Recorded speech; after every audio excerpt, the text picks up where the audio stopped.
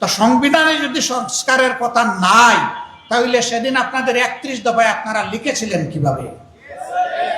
যদি নাই তাইলে আপনারা গণভোট চাইলেন কেন? যদি নাই তাহলে হা ভোটে জনগণকে আহ্বান জানালেন কেন? এই সবগুলা হচ্ছে দ্বিচারিতা, নিজেদের দেওয়া ওয়াদার বিরুদ্ধে অবস্থান এবং জনগণের রায়কে অস্বীকার, অগ্রাহ্য এবং অপমান করা। ইতিমধ্যে জাতীয় জীবনে কিছু সমস্যা সৃষ্টি হয়েছে। যে জুলাই আজকের এই পরিবেশ আমাদেরকে দিল, যেই জুলাই 2026 সালের 12 ফেব্রুয়ারির নির্বাচন এনে দিল, সেই জুলাই একসাথে দুটো নির্বাচন দিয়েছিল, একটি সংসদ নির্বাচন আর একটা গণভোটে নির্বাচন। দুই নির্বাচনে আপনারা আপনাদের মূল্যবান রায় প্রদান করেছেন। প্রথমটিতে যেমনভাবেই হোক একটি দল তারা সংখ্যাগরিষ্ঠতা অর্জন করেছেন এবং সংখ্যাগরিষ্ঠতা অর্জন করার পরে তারা সরকার গঠন করেছেন। এখানে তারা বলছেন তাদেরকে 51% মানুষ ভোট দিয়েছে, কিন্তু গণভোটে সংস্কারের পক্ষে সংবিধানের যে সমস্ত আইনের কারণে এতদিন জনগণ অধিকার হারাচ্ছিল, ফ্যাসিবাদ কায়েম হয়েছিল, সেই জায়গাগুলো পরিবর্তন করে সংস্কার করার পক্ষে রায় দিয়েছে 68.1% মানুষ। এই গণভোটের গণরায় ইতিমধ্যেই সরকারি দল অস্বীকার করেছেন। আপনারা দেখেছেন সংসদে আপনাদের হয়ে আমি দাঁড়িয়েছিলাম, পয়েন্ট অফ অর্ডারে দাঁড়িয়ে জনগণের হয়ে আমি কথা বলেছি। আসসালামু আলাইকুম রহমতুল্লাহ। সুপ্রিয় দর্শক, আপনারা ইতিমধ্যে জেনেছেন যে গণভোটের রায় বাস্তবায়ন করবে না বিএনপি। তো বিএনপি মনে করছে যে আমাদের ইচ্ছা মতোই আমরা দেশ চালাবো, বা যে কোনো কিছু বাস্তবায়ন করব আমাদের ইচ্ছায়, বাতিল করব আমাদের ইচ্ছায়। কিন্তু না, জামাতে ইসলামী আপনাদের বিরোধী দল হিসেবে আছে। আপনারা যতই চেষ্টা করেন পারবেন না, কারণ আপনাদের বিরোধী দল হচ্ছে শক্তিশালী দল, স্মার্ট দল এবং শিক্ষিত মার্জিত একটা দল। আপনারা যদি কোনো কিছু ভুল করতে যান তাহলে আপনাদেরকে সেখানেই চেপে ধরবে। তো দর্শক, আপনারা ভিডিওর শুরুতে বাংলাদেশ জামাতে ইসলামের আমির এবং বিরোধী দলীয় নেতা ডাক্তার শফিকুর রহমানের বক্তব্যের কিছু অংশ শুনলেন। তো এখন আপনাদের সেই পুরো বক্তব্যের ভিডিওটা দেখাবো। তো আপনাদের প্রতি অনুরোধ রইল আপনারা পুরো বক্তব্যের ভিডিওটা দেখে যাবেন। তো দর্শক, ঈদের পরে একটা পীরের বাগের এলাকায় ঈদ পূর্ণমিলন অনুষ্ঠান হয়েছে, সেখানে সম্বর্ধনা দেওয়া হয়েছে। তো সেখানে আমির জামাত ডাক্তার শফিকুর রহমান প্রধান অতিথি হিসেবে উপস্থিত থেকে এই কথাগুলো বলেছেন। এর সাথে তিনি আরও অনেকগুলো গুরুত্বপূর্ণ কথা বলেছেন। সব মিলে ভিডিওটা খুবই গুরুত্বপূর্ণ। তো আপনাদের প্রতি অনুরোধ রইল আপনারা পুরো ভিডিওটা দেখে যাবেন। তো চলুন আমরা ভিডিওটা দেখে আসি। আসসালামু আলাইকুম রহমতুল্লাহ। আজকের ঈদ পুনর্মিলনী এবং আমার পক্ষ থেকে জনগণকে সম্বর্ধনা দেওয়ার, এটাই গণসম্বর্ধনা। এই আয়োজনের সম্মানিত সভাপতি, মঞ্চে বসা নেতৃবৃন্দ, এলাকার সুধীজন, আমার সামনে উপবিষ্ট পীরের বাগের আপামর জনগণ, মা এবং বোনেরা, সাংবাদিক বন্ধুগণ এবং শিশু বন্ধুরা, আপনারা সবাই কেমন আছেন?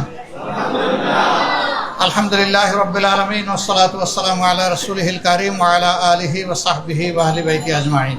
আমি মহান আল্লাহ রাব্বুল আলামিনের প্রশংসা এবং শুকরিয়া আদায় করছি, যিনি আমাকে আপনাদের ভালোবাসা, আপনাদের সমর্থন, আপনাদের ভোটে এই এলাকার জনপ্রতিনিধি হওয়ার তৌফিক এনায়েত করেছেন। আলহামদুলিল্লাহ, আমি কৃতজ্ঞতা জানাই। আজকে যারা ভালোবাসা নিয়ে আমাকে ভালোবাসা দিয়ে এখানে বরণ করে নিয়েছেন, মহান আল্লাহর দরবারে দোয়া করে আল্লাহ তার ভালোবাসার পাত্র হিসেবে আপনাদেরকে বরণ করে নিন।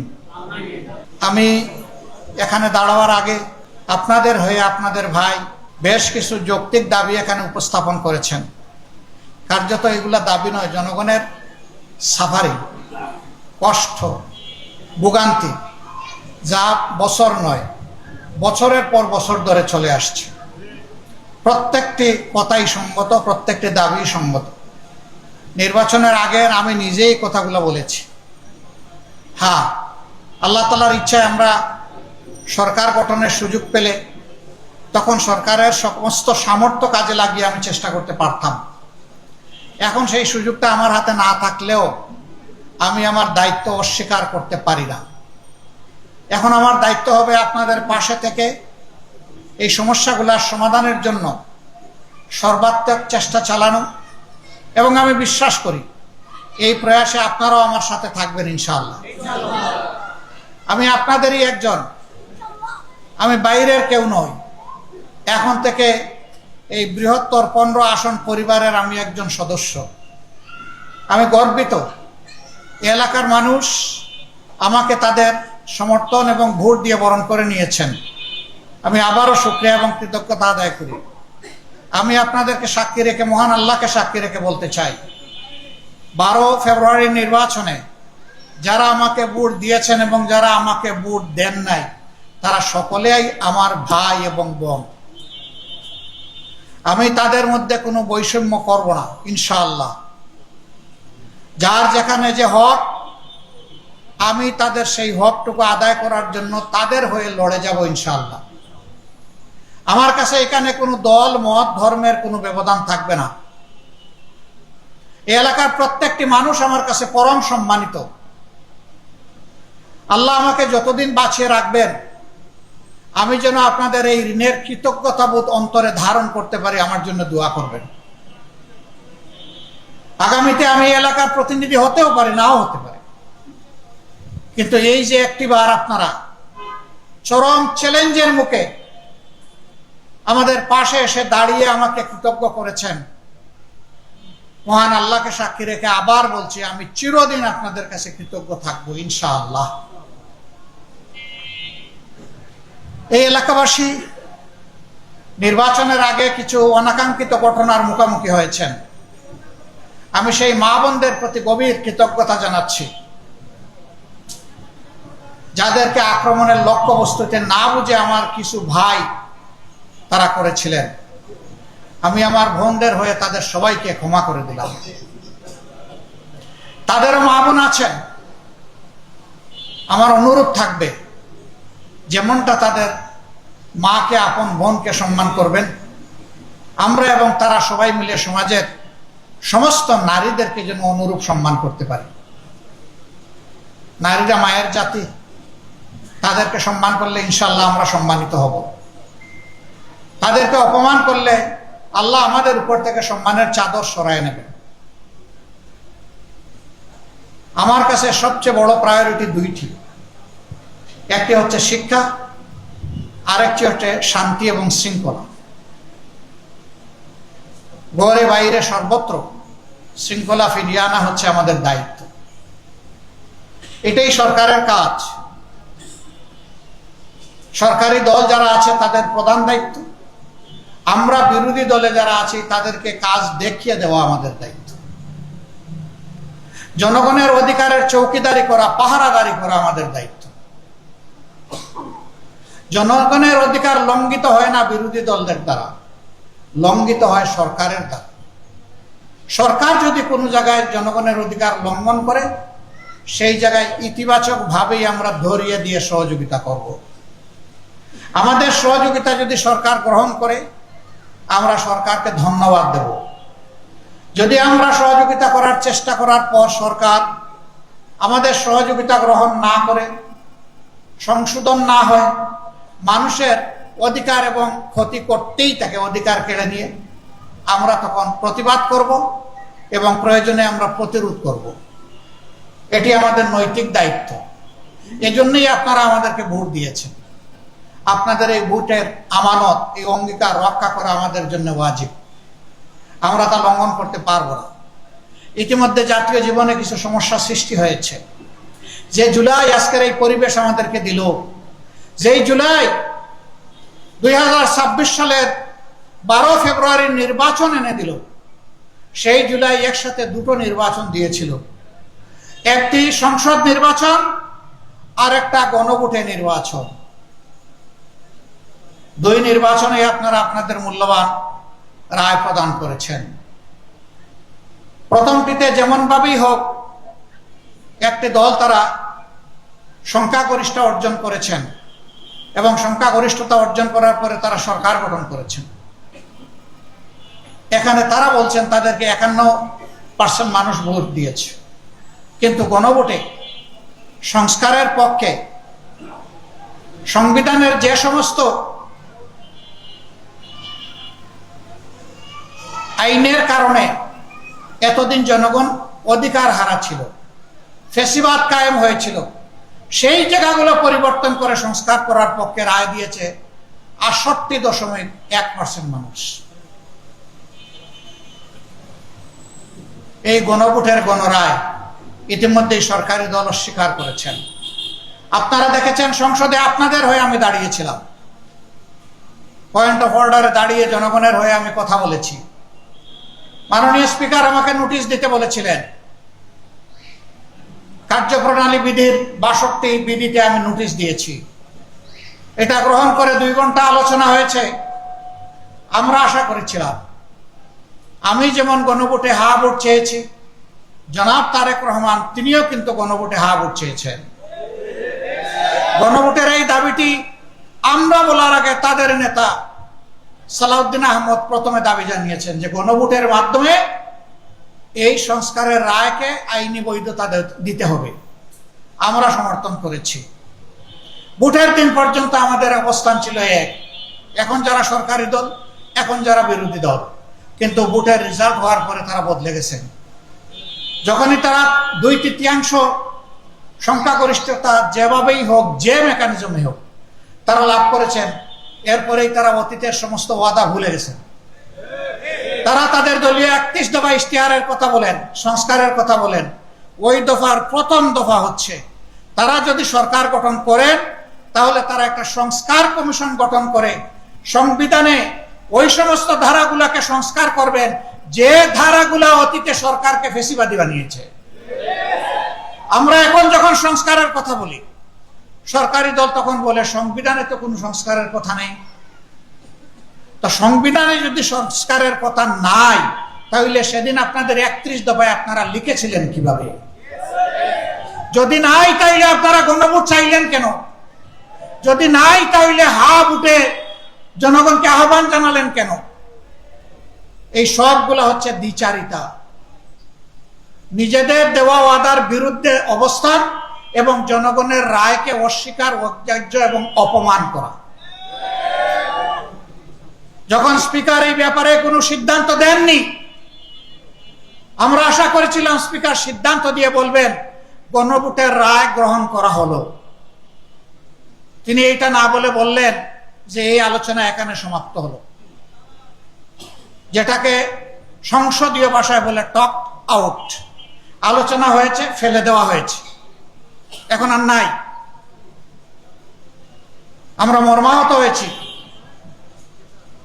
জাতি কষ্ট পেয়েছে। আমরা তখন জাতিকে কথা দিয়েছি, যেমন ইলেকশনের আগে আপনাদেরকে বলেছিলাম আমরা নির্বাচিত হয়ে সরকার গঠন করলে, আমরা বিজয়ী হলে আপনারা গণভোটে যে রায় দিবেন সেটা আমরা বাস্তবায়ন করব। আমরা যেহেতু সরকার গঠন করতে পারিনি, যেহেতু সংসদের ভিতরে আমাদের কথাকে, জনগণ কথাকে, ন্যায্য কথাকে আমলে নেওয়া হয়নি, সেই কারণে আমরা আবার জনগণের দাবির সাথে একাত্ম হয়ে জনগণের কাছে ফিরে এসেছি এবং সেই দাবি আদায়ের জন্য আজকে থেকে আমরা আন্দোলন শুরু করেছি। আপনারা দেখেছেন বায়তুল মুকাররম উত্তর গেটে আজকে এই দাবি আদায়ের জন্য আর এই দাবিকে অপমান করার জন্য, তার প্রতিবাদে এবং দাবি আদায়ের পক্ষে প্রথম কর্মসূচি বাস্তবায়িত হয়েছে। এটা আমাদের শেষ নয়, এখান থেকে শুরু। আমরা কথা দিচ্ছি, আমরা আস্থাশীল, ইনশাআল্লাহ আপনাদেরকে সাথে নিয়ে এই দাবি আমরা আদায় করেই ছাড়ব। আমাদের সামনে বিকল্প কোনো রাস্তা খোলা নেই। আমরা চাই না আবার ফ্যাসিবাদ আমার বাংলাদেশে কায়েম হোক। বাংলাদেশের একজন নাগরিকও চায় না বাংলাদেশে আবার ফ্যাসিবাদ ফিরে আসুক। সুতরাং আমাদের অবস্থান স্পষ্ট। আরেকটি বিষয়ে কথা বলতে হয়, ইরানের উপর ইসরায়েলের অবৈধ যুদ্ধ চাপিয়ে দেওয়ার ফল হিসাবে বিশ্ব একটা কঠিন পরিস্থিতির মুখোমুখি হয়েছে। বাংলাদেশ জ্বালানির সংকট তীব্র আকার ধারণ করেছে। আজকে মাননীয় প্রধানমন্ত্রী অফিস করতে গিয়েছেন তেজগাঁও প্রধানমন্ত্রীর কার্যালয়ে।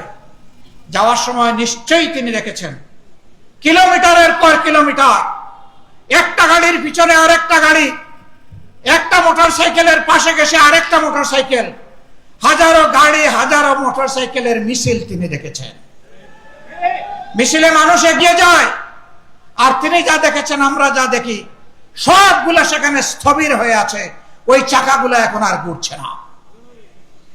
কোন কোন জায়গায় গাড়িতে তেল নাই, এখন মানুষ দিয়ে টেনে নেওয়া হচ্ছে। এক জায়গায় দেখলাম যে গরুর গাড়ি দিয়ে গাড়ি টানা হচ্ছে। অথচ আমরা যখন জাতীয় সংসদে এই বিষয়টা জানতে চেয়েছি এবং বলেছি যে এটা তো বর্তমান সরকারের সৃষ্ট কোনো সমস্যা নয়, এটা বিশ্বব্যাপী একটা সমস্যা। আমরাও এই সমস্যার নিরসনে অবদান রাখতে চাই। খোলামেলা আলোচনা করুন, সত্য কথা প্রকাশ করুন, সমস্যাগুলো তুলে ধরুন, আমরা সবাই মিলে সমাধান করব। না, তারা এটা শুনবেন না। তারা এমন ভাবে বিবৃতি দেন দাঁড়িয়ে, মনে হয় যেন বাংলাদেশ এখন তেলের উপরে ভাসছে। বাংলাদেশ ভাসছে না।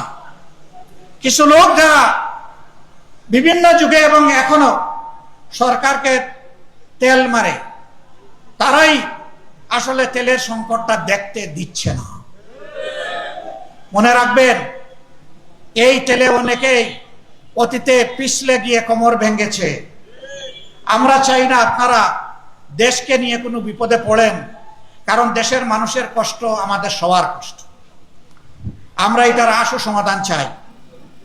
আমরা চাই বহুদলীয় ডায়লগ হোক, বসেন, খোলা মনে বসেন, আমরা সবাই মিলে সহযোগিতা করব, রাস্তা সবাই মিলে বের করব। আশ্চর্য, এখন এই পরিস্থিতি উত্তরণের জন্য সবার আগে হাত দেওয়া হয়েছে আমাদের শিশুদের গায়ে।